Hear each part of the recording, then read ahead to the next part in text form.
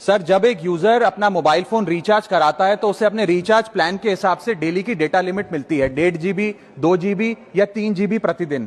लेकिन ये डेली की डेटा लिमिट जो होती है रात 12 बजे समाप्त हो जाती है जैसे ही दिन खत्म होता है, और ये अनयूज डेटा जो है ये फोरफीट हो जाता है। ये अगले दिन रोल ओवर या नेक्स्ट डे कैरी फॉरवर्ड नहीं होता है। कंज्यूमर से पैसा तो पूरे डेटा का लिया जाता है, लेकिन ये अनयूज डेटा जो बचा हुआ डेटा होता है ये एक्सपायर हो जाता है जैसे दिन समाप्त होता है। सर, फर्ज करिए कि महीने की शुरुआत में आपने अपनी गाड़ी में 20 लीटर पेट्रोल भरवाया, महीने के अंत तक 15 लीटर पेट्रोल कंज्यूम हो गया, 5 लीटर बच गया, तो क्या महीने के अंत पे पेट्रोल पंप वाला आकर आपको कहता है कि 5 लीटर पेट्रोल वापस कर दो क्योंकि उसकी वैलिडिटी समाप्त हो गई? नहीं, क्योंकि आपने पैसा पूरे 20 लीटर का दिया है। ठीक इसी तरह जितने डेटा का पैसा हमसे लिया जाता है उतना डेटा हमें यूज करने दिया जाए, वो एक्सपायर ना हो। ये हमारे मेहनत के पैसे से खरीदा गया डेटा है। और सर, चालाकी देखिए, आजकल के रिचार्ज प्लान्स में डेली की डेटा लिमिट होती है, मंथली की डेटा लिमिट नहीं होती, क्योंकि मंथली की डेटा लिमिट के अंदर मैक्सिमम डेटा की खपत का कंज्यूम करने की प्रोबेबिलिटी यानी कि संभावना ज्यादा होती है। एक महीने के भीतर या मान लीजिए 4-7 दिन कोई व्यक्ति व्यस्त है या बीमार है,